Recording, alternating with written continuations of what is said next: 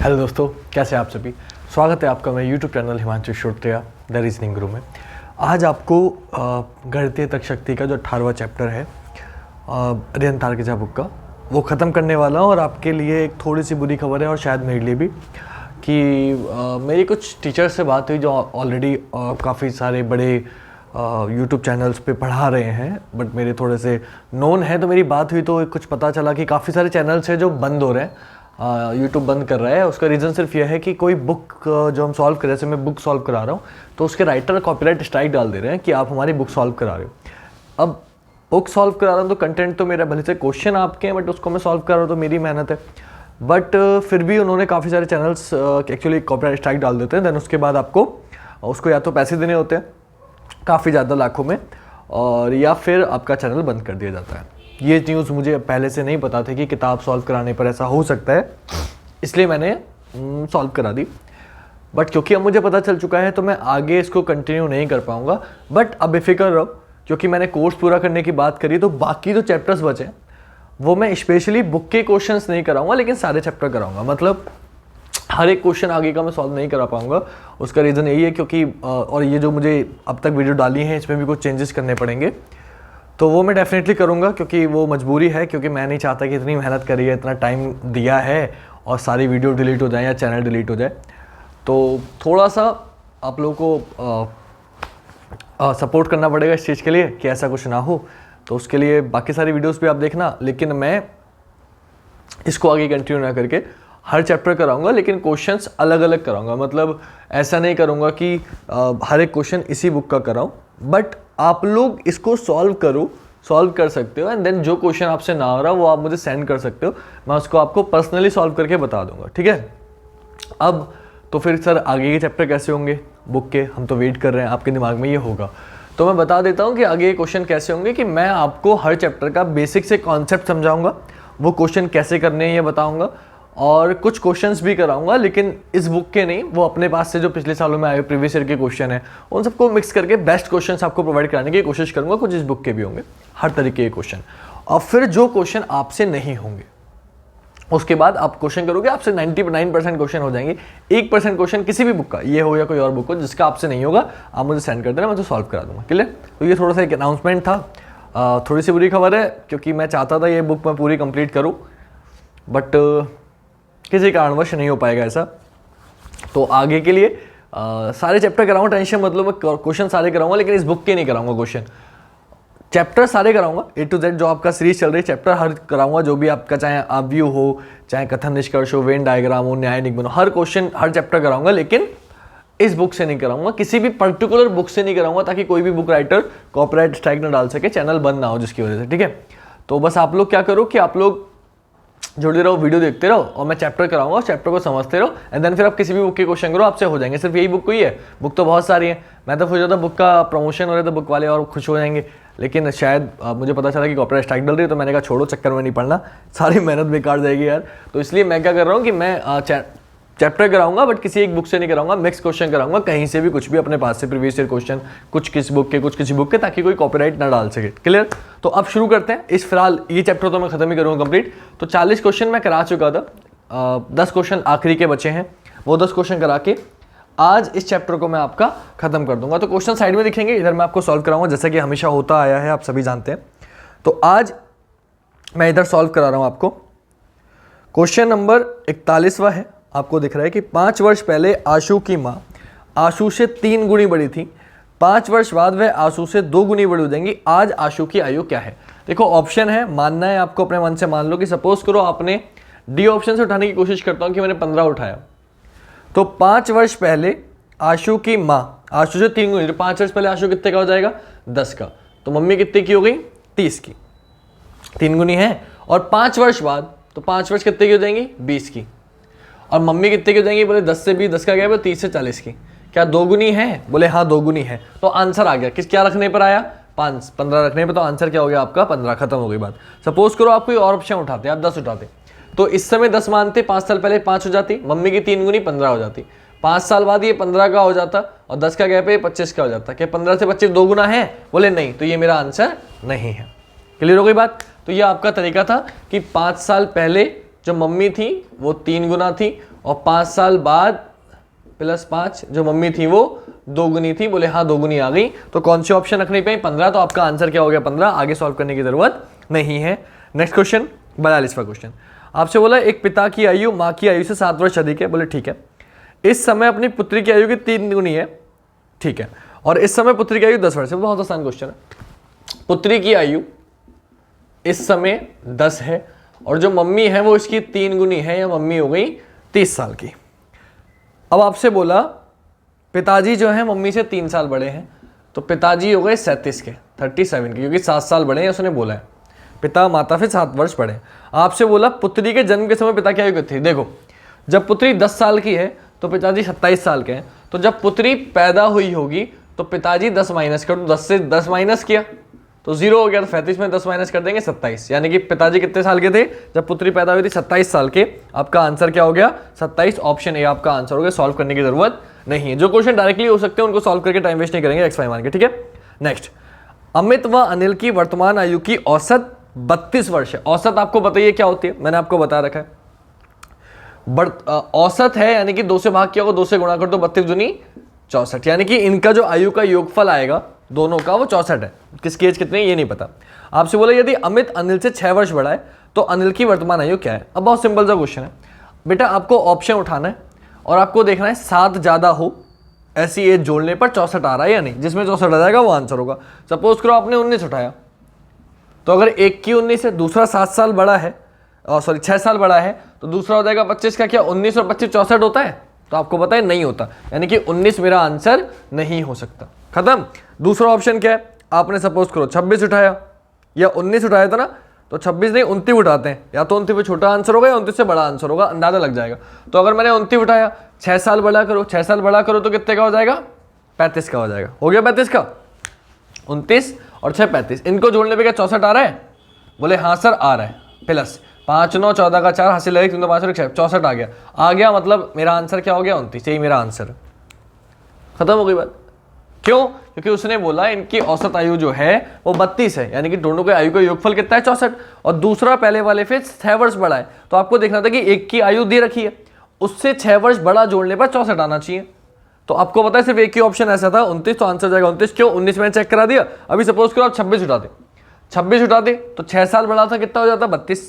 क्या 26 और 32 को जोड़ोगे 64 आएगा? बोले नहीं आएगा, तो ये भी मेरा आंसर नहीं है। ऐसे 38 उठाओगे तो भी 38 और 6 जोड़ दोगे तो 44 हो जाएगा। 4 6 10, इकाई अंक 0 आ रहा है, वो भी मेरा आंसर नहीं होगा। तो कोई आंसर नहीं है, तो आंसर क्या हो गया आपका? 29। क्लियर?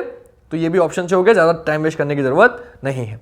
क्वेश्चन नंबर 44, ये क्वेश्चन थोड़ा सा आपको दिक्कत देगा ऑप्शन से करने में, तो मैं बताता हूं इसे कैसे करना है। पहले मैं रफ कर देता हूं।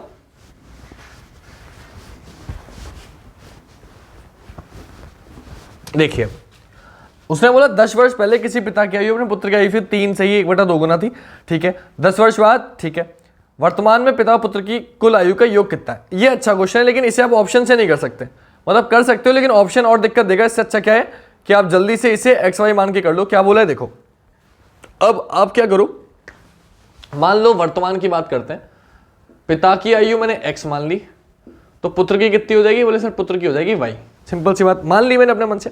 उसने बोला 10 वर्ष पहले, 10 वर्ष पहले जो पिता की आयु थी तो x माइनस 10 बराबर थी, किसके बराबर थी?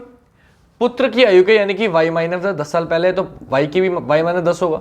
इसकी 3 से ही 1/2 था, तो बेटा इसको 3 से 1/2 को अलग से सॉल्व कर लो, कितना हो जाएगा? यहां प्लस लगा होता है, 3 दूनी 6, 6 और 1 7/2, यानी कि गुणा 7/2। यहां तक सिंपल है। नेक्स्ट इसको सॉल्व कर लेंगे तो आपको पता है क्या हो जाएगा, 2 चला जाएगा इधर, तो 2x minus 20 equal to 7y minus 10। Simple है। अब क्या होगा, माइनस का प्लस 20 इधर चला जाएगा, 7y इधर आ जाएगा, तो ये हो जाएगा 2x minus 7y is equal two plus का 20 और माइनस का 10, यानी कि इजिकल टू कितना आ गया, बीच में दब जाएगा 10 आ जाएगा। डायरेक्टली सॉल्व कर देते हैं, माइनस का भी इधर प्लस का गया, बीच में दब जाएगा 10 आएगा, तो 2x minus 7y is equal to कितना आ गया 10। इसे मैंने यहीं रोक लिया। क्लियर? एक मिनट रुको, एक मिनट। इसमें एक छोटी सी गलती कर दी, जब 7 की इधर गुणा करोगे 10 से तो 70 आएगा ना, 2x माइनस 20 और 7y माइनस 10, तो अब क्या होगा, अब हो जाएगा 2x माइनस 7y। बेटा ब्रैकेट के अंदर गुणा करते हैं, दोनों की गुणा होती है, ठीक है, ध्यान रखना। तो अब क्या होगा, 2x माइनस 7y, माइनस 20 इधर आएगा इधर, तो प्लस क्या हो जाएगा, तो माइनस 70 में से 20 घटाओगे, 70 में से 20 गया 50, लेकिन माइनस का, क्योंकि बड़ी संख्या क्या आ गया, माइनस। ये आ गया मेरा पहला समीकरण, 2x minus 7y is equal to 40। फिर क्या बोला था, अब बोला था 10 वर्ष बाद। 10 वर्ष बाद क्या बोला उसने बोला तो 10 वर्ष बाद है, वो पिता की आयु तो कर लेते हैं, यानी कि x प्लस 10 किसके बराबर हो जाएगी, बोले 2 से 1/4, तो यानी कि y प्लस 10 के 2 से ही 1/4। इसे भी सॉल्व कर लो, 4 दूनी 8 और 1 9, 9/4 कितना आ गया, 9/4। इसे भी सॉल्व कर लो, सिंपल सा सॉल्व करेंगे, क्या हो जाएगा, 4x प्लस 4 धाम 40 is equal to 9y plus 9 धाम 90। सॉल्व कर लेंगे तो 4x minus 9y is equal to 90, और 40 माइनस क्या आएगा, 90 में 40 गया 50। ये आ गया दूसरा समीकरण, 4x minus 9y is equal to 50 आ गया। अब इसको सॉल्व करना है, समीकरण 1 और 2 से सॉल्व करना है, तो कैसे सॉल्व करेंगे, देखो x इन दोनों को सॉल्व करने के लिए आपको कुछ तो काटना पड़ेगा, 7y है 9y है, तो 7 को 9 तो बना नहीं सकते, लेकिन 2x को 4x बना सकते हैं। कैसे कि 2 से गुणा कर दो समीकरण 1 में, इसे नंबर 1 माना, इसे नंबर 2 माना। अगर मैं इसकी 2 से मल्टीप्लाई कर दूंगा, देन उसमें ऐड कर दूंगा, समीकरण 1 की 2 से मल्टीप्लाई करो, ऐड कर दो 2 में, समीकरण 2 में सॉल्व करके आंसर आ जाएगा। कैसे, देखो 2x की 2 से मल्टीप्लाई करी 4x माइनस 7 दूनी 14y is equal to minus 50 दूनी 100, माइनस का 100। इतनी बात क्लियर हो गई। अब आगे सॉल्व करते हैं। अब इसमें मुझे करना क्या है, इसमें मुझे जोड़ना है, क्या जोड़ना है, 4x minus 9y is equal to 50। अब जब मैं इसे ऐड करूंगा तो देखो, या माइनस करूंगा तो ये तो कट गया, और या माइनस माइनस प्लस हो जाएगा, लेकिन ये प्लस का हो जाएगा 9y और ये हो जाएगा माइनस का, तो 14 में से 9y जाएगा, आएगा माइनस का 5y, ठीक। और यहाँ माइनस है, माइनस माइनस क्या होता है, प्लस, ये हो जाएगा माइनस का 150, यानी कि माइनस के 5y की जो वैल्यू आ गई वो कितनी आ गई, माइनस का 150। माइनस से माइनस कैंसिल हो गया, और y की वैल्यू कितनी आ जाएगी, बोले y की वैल्यू हो जाएगी 5 3 15 30। क्लियर, तो यहां से y की वैल्यू निकल के आ गई। y कौन था, पुत्र था, पुत्र की वैल्यू तो निकल के आ गई, लेकिन आपसे पूछा क्या है, आपसे पूछा है वर्तमान में पिता और पुत्र का योग, तो कोई बात नहीं बेटा, y की वैल्यू तो आ गई 30। अब आपको x की वैल्यू निकालनी है, तो x की वैल्यू यहां से निकाल लो। कैसे निकालोगे, 2x माइनस 7 गुणा 30 इज इक्वल टू माइनस 50, तो 2x minus 210 is equal to minus 50, तो 2x is equal to minus इधर जाएगा, प्लस का हो जाएगा, 210 में से 50 माइनस कर दो, तो बेटा 210 में से 50 माइनस कर दोगे, हो जाएगा 160 हो जाएगा, और प्लस का, क्योंकि ये प्लस का हो जाएगा 210, तो x की वैल्यू कितनी आ गई, 80। तो x की भी आ गई, y की भी आ गई। आपसे पूछा है दोनों का योग, तो आपको कुछ ही नहीं करना, बस नॉर्मल जोड़ देना है। तो 80 और 30 दोनों को जोड़ दोगे, कितना हो जाएगा, बोले 110 हो जाएगा। आपका आंसर कितना हो गया, 110। खत्म हो गई बात। तो बेटा ये थोड़ा सा डिफिकल्ट क्वेश्चन था, लेकिन आप इसे आसानी से कर सकते हो। जो बोला है बस वो करते चले जाओ। समीकरण सॉल्व करना है, नॉर्मल सॉल्व करना है। सॉल्व करना आपको आता ही है, इतना तो हम हाई स्कूल में पढ़ के आए 9th 10th में, तो आप नॉर्मल समीकरण सॉल्व करने वो आप कर लोगे, आपका आंसर आ जाएगा। डन हो गई बात। इसे मैं रफ कर देता हूँ, अब नोट कर लेना, अच्छा क्वेश्चन है। जो बोला बस कर दो, समीकरण सॉल्व कर दो, आंसर आ जाएगा। कुछ नहीं करना, समीकरण बनाना आपको आता ही है, क्योंकि जो बोला वो करते चलेगा, आंसर अपने आप आ गया। कुछ भी अपने पास से मैंने ऐड नहीं किया है, कुछ भी अपने पास से जोड़ा नहीं है, कोई कॉन्सेप्ट नहीं है, जो उसने बोला वो कर दिया। मैं आज बस वीडियो कैसे बना रहा हूँ मैं ही जानता हूँ, क्योंकि मेरे हाथ में थोड़ा सा नहीं बहुत पेन हो रहा है, और 3 दिन से हो रहा है। मैं जैसे तैसे इसको एडजस्ट कर रहा हूँ, दवाई भी ले ली, लेकिन ये सही नहीं हो रहा।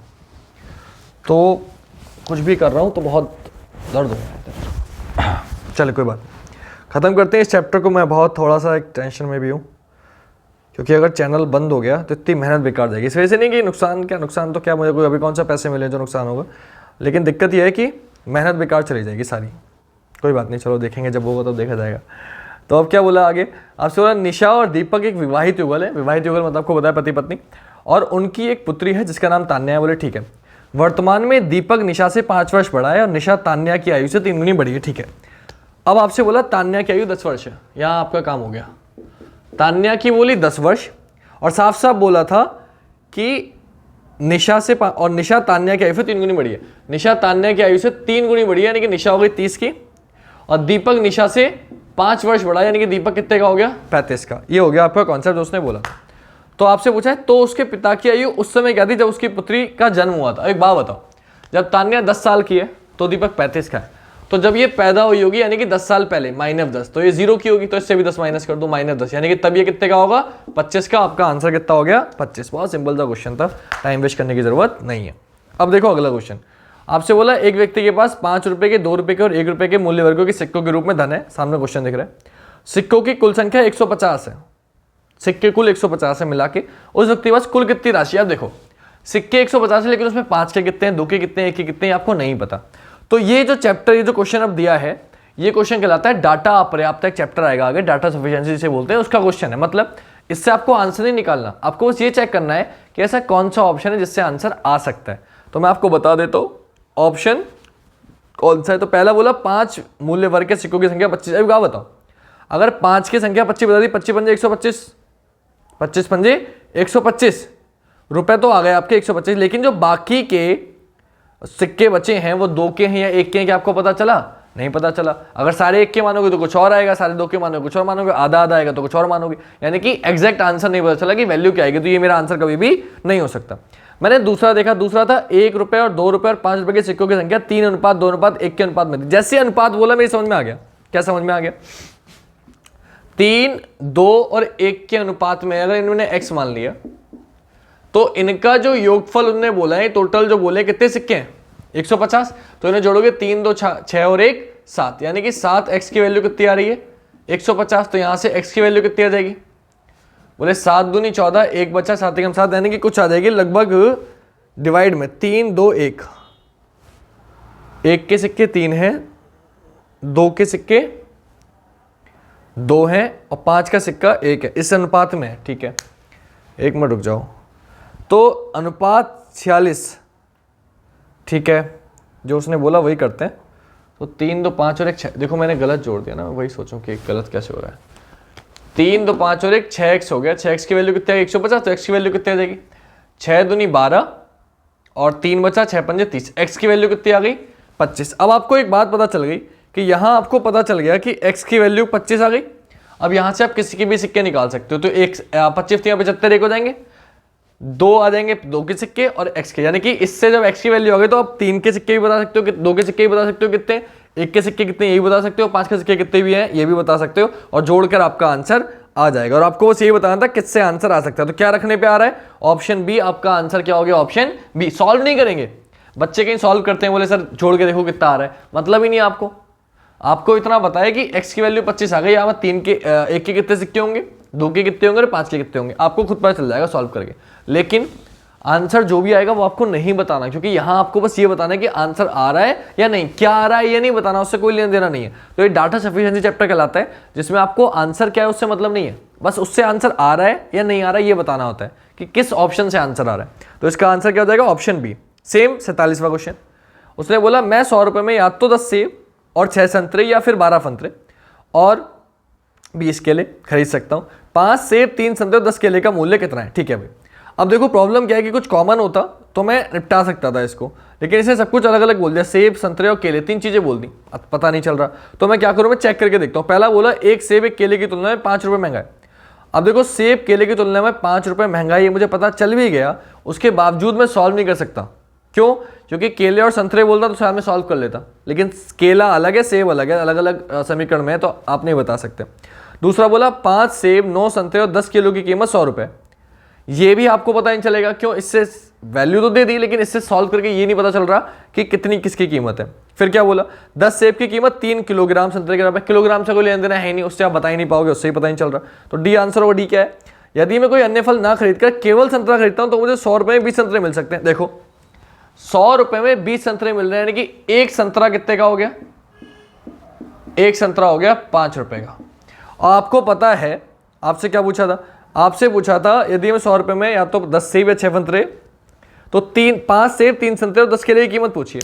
जब आपको संतरे की कीमत पता चल गई तो 100 रुपए में उन्हें 10 सेब या 6 संतरे, 10 सेब और 6 संतरे, तो 6 संतरों की कीमत कितनी हो जाएगी? बोले 6 संतरों की कीमत हो जाएगी 5 छंग 30 रुपए। तो बाकी जो 10 सेब आए वो कितने रुपए के आए?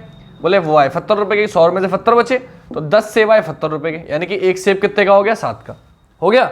अब अगला समीकरण क्या था? उसने बोला था 12 संतरे और 20 केले, तो केले की वैल्यू भी निकाल सकते हैं। क्यों? क्योंकि अब आपको संतरे की वैल्यू पता है कितनी है, संतरे की वैल्यू है 5 रुपए, तो 12 संतरे कितने के आएंगे, 12 पंजे 60 रुपए के, बच्चे 40 रुपए, तो 20 केले, ये हो गए संतरे, 12 संतरे, 12 संतरे कितने के आ गए, 60 रुपए के, बच्चे कितने रुपए, 40 रुपए, 40 रुपए में क्या है, 20 केले, यानी कि एक केला कितने रुपए का हो गया, 2 रुपए का। तो अब आपको क्या बताना था, आपको बताना था 5 सेब, 3 संतरे और 10 केले। तो आप बहुत आसानी से बता सकते हो। क्यों बता सकते हो? क्योंकि आपको बताए सेब की कीमत एक की 7 रुपए, तो 5 सत्ते 35, संतरे की कीमत 5 रुपए, तो 5 तियां 15, और केले की कीमत 2 रुपए, क्योंकि 20 केले 40 रुपए के, तो एक केला हो जाएगा 2 रुपए का। तो यानी कि एक केले की 2 रुपए, 10 केले खरीदे 10 दूनी 20 रुपए। तो आपने जोड़ दिया, कितना हो गया, बोले 35, 5 40 और 10 50 और 20 70। तो आपका आंसर आ गया। यानी कि आपको बताना था कि क्या आएगा। अब देखो मैंने आपको सॉल्व करके दिखाया, लेकिन आप पेपर में सॉल्व मत करना। आपको तो पता है कि जब मुझे यहाँ से संतरे की वैल्यू पता चल गई, तो संतरे की मदद से मैं सेब की निकाल लूंगा, फिर सेब की मदद से केले की निकाल लूंगा, सारी वैल्यू आ जाएंगी, तो मैं बता दूंगा आंसर कितने रुपए का क्या है। तो आपको पता चल गया कि ऑप्शन डी से मेरा आंसर आ रहा है। तो आपको सॉल्व करने की जरूरत पेपर में नहीं है, क्योंकि मैं यहाँ सॉल्व करा रहा हूँ, आपको समझाना चाहता हूँ, इसलिए मैंने दिखाया कि देखो आ रहा है आंसर, क्लियर। लेकिन आप ये गलती मत करना, ध्यान रखना। चलिए ये भी हो गया। अब 47वां भी हो गया। 3 क्वेश्चन बचे आपके, 85 क्वेश्चन है इस चैप्टर में, 3 क्वेश्चन बचे हैं, उसके बाद ये चैप्टर भी आपका खत्म हो जाएगा। तो अब आगे के चैप्टर पे आते हैं। क्या है 48वां क्वेश्चन? आपसे बोला एक पिता और पुत्र की औसत आयु 23 वर्ष है। देखो पिता और पुत्र की औसत आयु 23 वर्ष है, यानी कि दोनों की आयु का योगफल कितना हो गया, 46, 23 गुणा 2 46। यदि 5 वर्ष पहले उनकी आयु का योग 36 था।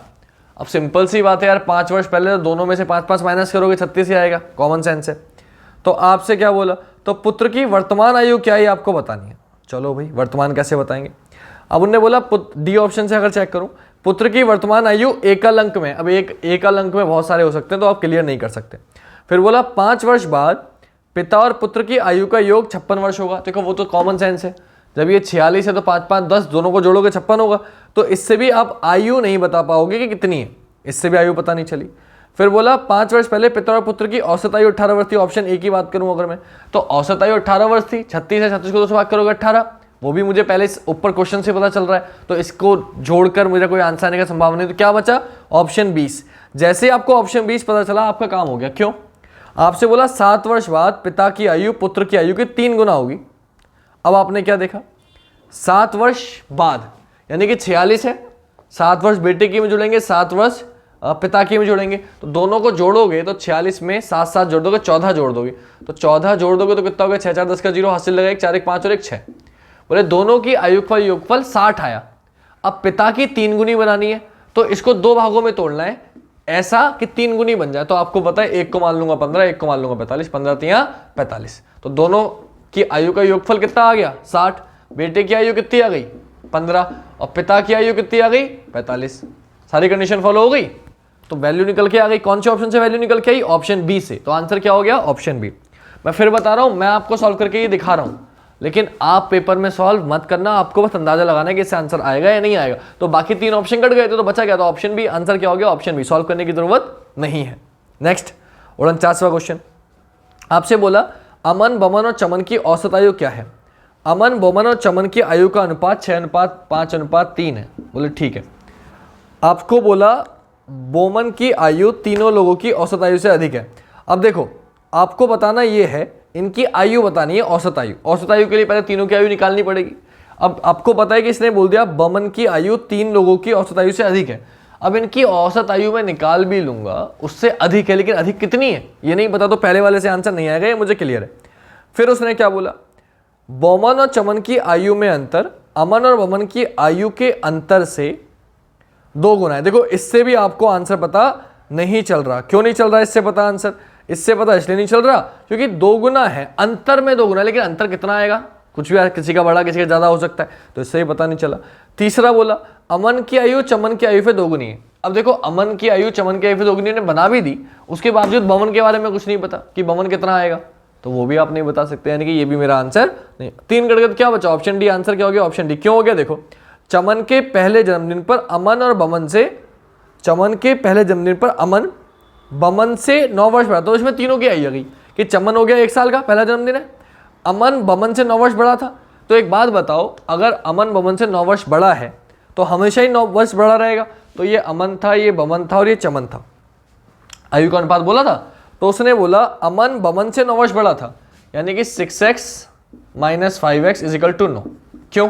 क्योंकि आपको पता है बेटा, क्या पता है आपको? आपको ये पता है कि कोई भी आयु हो, आप कितने ही बड़े हो जाओ, अगर मेरा भाई मुझसे 2 साल छोटा है तो हमेशा 2 साल छोटा रहेगा, चाहे मैं कितने ही बुढ़ा क्यों ना हो। एक क्वेश्चन इसमें का आता भी है कि जब मैं 4 वर्ष का था तो मेरा भाई मुझसे आधी उम्र का था, तो जब मैं 100 का हो जाऊंगा तो वो कितने का हो जाएगा? जब मैं 4 वर्ष का था, मेरा भाई मुझसे आधी उम्र का था, मेरी उम्र का आधा था, तो जब मैं 100 का हो जाऊंगा तो मेरा भाई कितने का हो जाएगा? बच्चे जल्दी से जवाब देते हैं, बोले सर 50, आधा हो जाएगा। लेकिन एक बात सोचो, जब मैं 4 का हूं, भाई मुझसे आधा है, मतलब 2 साल का है, तो मुझसे कितने साल छोटा है? 2 साल। तो जब मैं 100 साल का हो जाऊंगा तो भी मुझसे कितने साल छोटा होगा? 2 साल, यानी कि वो 98 का हो जाएगा। लेकिन बच्चे क्या बोलते हैं? 50। तो आपको समझना पड़ेगा, वही क्वेश्चन है कि मैं कितना ही बड़ा हो जाऊं, अंतर हमेशा एज में, अगर 9 साल बड़ा था तो हमेशा 9 साल बड़ा ही रहेगा। यानी कि अमन और वायु का अनुपात जो बोला है, ये बोला है 6:5, तो इनका जो अंतर आएगा कितना आएगा? 9। तो आपको पता चल गया कि x की वैल्यू कितनी आ गई? 9। अब x की वैल्यू अगर 9 आ गई तो आपसे बोला था कि इनकी आयु का औसत क्या है, तो आप छुटकियों में बता सकते हो। क्यों? आप किसी की भी वैल्यू निकाल लो। x की वैल्यू अगर 9 है तो 6x 9 × 54, a की 54 आ गई। बमन की कितनी आ जाएगी? 9 × 5 = 45, और चमन की कितनी आ जाएगी? 9 × 3 = 27 आ गई। अब सबको जोड़ के 3 से भाग कर दो, औसत आयु निकल के आ जाएगी। तो आपको क्या देखा? आपने सिर्फ ये देखना था कि आंसर आ रहा है या नहीं आ रहा है। तो आपको देख के पता चल गया कि हाँ भाई इससे आंसर आ जाएगा। जब वैल्यू निकलेगी, आयु निकलेगी, तो आप औसत आयु निकाल लोगे। तो ऑप्शन डी आपका आंसर हो गया। लास्ट क्वेश्चन, 50वां क्वेश्चन, ये मैं रफ कर देता हूं। उसमें क्या बोला 50वें क्वेश्चन में?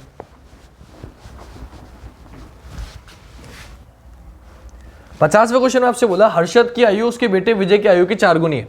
ठीक है। 4 वर्ष पहले सुधा की आयु उसके बेटे विजय की आयु की 6 गुनी थी। बोले ठीक है। सुधा की वर्तमान आयु क्या है? बोले ठीक है। अब आपसे बोला गया था पहला, 4 वर्ष बाद हर्षद और सुधा की आयु में 4 वर्ष का अंतर होगा। एक मिनट रुक जाओ बेटा, ये आपको एक्स वाई मान के कर लेना ज़्यादा बेहतर रहेगा। 50वां क्वेश्चन जो है, क्यों? क्योंकि इसमें आपके कुछ समझ में नहीं आया, तो पहले थोड़ा बहुत इसके लिए बना लो ताकि आपको अंदाजा लग जाए। उसने बोला, मान लो सपोज करो विजय की आयु x वर्ष हो गई, थोड़ा इधर करके बनाता हूँ। मानो विजय की आयु x वर्ष हो गई, तो भाई हर्षद की आयु कितनी होगी? तो उसने साफ साफ बोला था क्वेश्चन में कि हर्षद की आयु विजय की आयु की 4 गुनी, यानी कि 4x। आगे क्या बोला? 4 वर्ष पहले सुधा की आयु कितनी थी? बोले जो सुधा की आयु थी 4 वर्ष पहले, वो विजय की आयु की 6 गुनी थी। तो विजय की आयु अगर 6 है तो सुधा की आयु कितनी होगी 4 वर्ष पहले? 4 वर्ष पहले लिख देता हूं, ये सुधा की आयु की 6 × x - 4, 4 वर्ष पहले और 6 गुनी थी। डन। अब क्या बोला आपसे?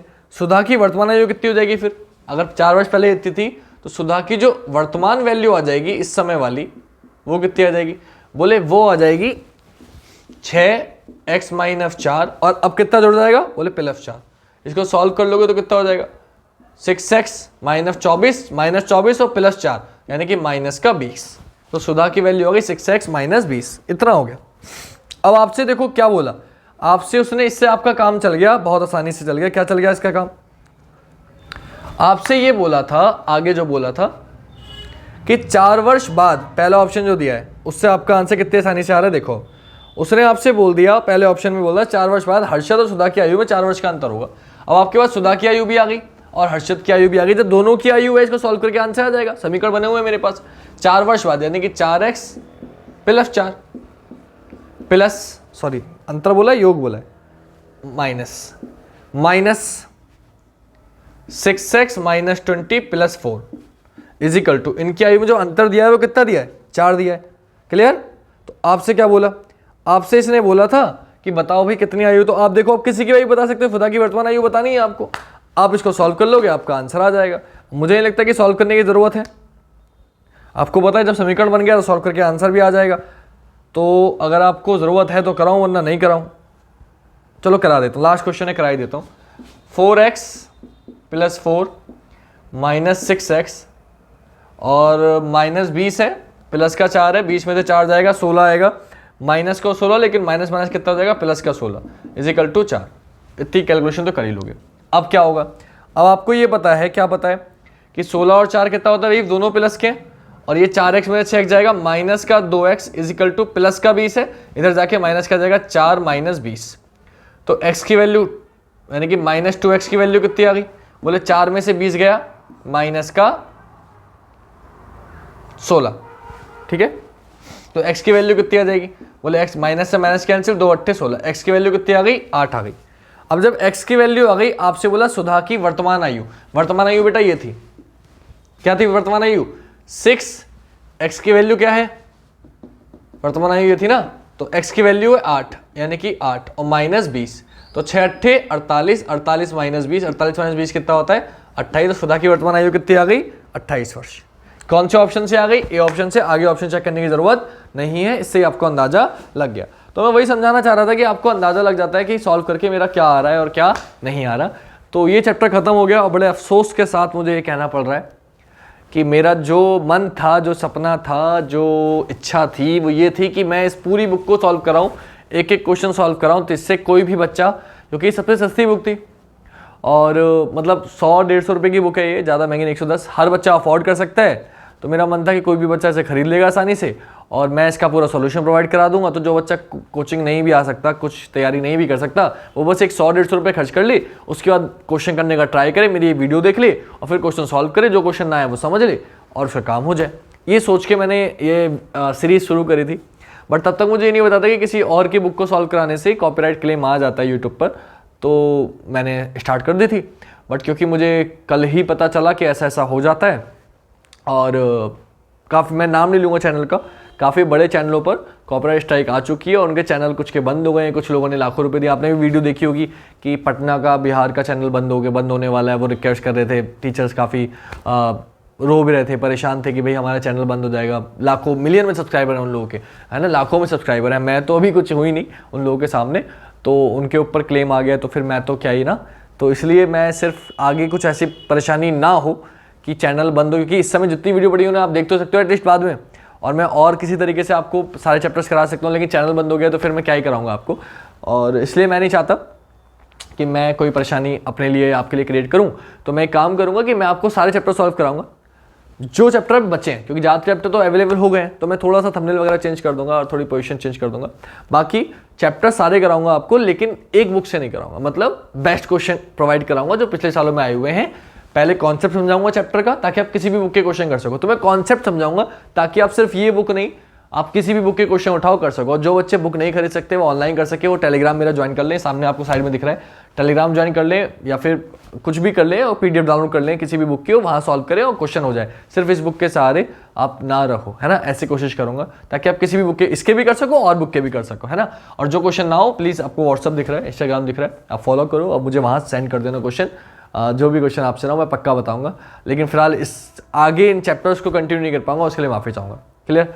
तो कल मिलेंगे, लेकिन मैं आपको वीडियो जरूर बनाऊंगा और सारे चैप्टर कराऊंगा, लेकिन इस टाइप से नहीं। तो कल मिलेंगे नेक्स्ट वीडियो में और आपको बेस्ट तरीके से कोशिश करूंगा प्रोवाइड कराने की, बेस्ट कॉन्सेप्ट समझाऊंगा और सबसे अच्छी क्लासेस दूंगा, टेंशन मत लो। और ऐसी तरीके से आपको क्लासेस दूंगा जिससे आप किसी भी किताब का कोई भी क्वेश्चन करो आप कर पाओ, और नहीं तो मैं तो हुई बताने के लिए जो क्वेश्चन नहीं होगा। ठीक है, तो कल मिलते हैं आपसे, जुड़े रहिएगा ऐसे ही। और वीडियो अच्छी लगी हो तो ज़्यादा से ज़्यादा शेयर करिएगा, लाइक करिएगा और कमेंट करिएगा, है ना। और मुझे बताइएगा कि आपको कोई सजेशन हो कि पहले मैं एक बार कोर्स पूरा तो करूँगा, कुछ चैप्टर्स बचे हैं, वेन डायग्राम, सिलोजिस्ट, न्याय, निगमन, कथन, निष्कर्ष, कथन, तर्क, तो वो कुछ चैप्टर सॉल्व करा दूँ। देन फिर मैं आपका प्रीवियस ईयर क्वेश्चन की सीरीज स्टार्ट कर दूँगा, जो पिछले सालों के आए हुए क्वेश्चन है एसएससी, यूपी पुलिस सबके, ताकि आप लोगों को डेली की एक वीडियो मिलती रहे, आपकी तैयारी अच्छी होती है। लेकिन पहले एक बार कोर्स कंप्लीट कर दूं, जो मैंने हमेशा कहा था कि कोर्स कंप्लीट करूंगा ताकि कोई भी बच्चा पढ़ सके। तो मैंने एक बुक के सहारे लेके ये किया, ये मेरी गलती थी, मैं किसी एक बुक को नहीं पकड़ता तो शायद मुझे दिक्कत नहीं पड़ती, लेकिन कोई बात नहीं, आज से ही सही, है ना। तो कल से आपको चैप्टर मिलेंगे, लेकिन किसी एक बुक के नहीं मिलेंगे, और वो ठीक भी है, क्योंकि आप किसी भी, जरूरी कोई आप यही बुक खरीदो, तो आप किसी भी बुक से तैयारी कर सकते हो ना, आप ऑनलाइन भी करते हो, तो आप किसी भी बुक से, किसी भी किताब से, किसी भी क्वेश्चन से ऑनलाइन करो, कुछ भी करो, आपको क्वेश्चन होना चाहिए। तो उसके लिए कॉन्सेप्ट क्लियर होना चाहिए, कॉन्सेप्ट मैं क्लियर कर दूंगा और बाकी सब मेरे पे छोड़ दो, ठीक है। तो मिलते हैं कल रात 8 बजे। आज के लिए इतना ही। जय हिंद, जय भारत, वंदे मातरम, शिवरात्रि।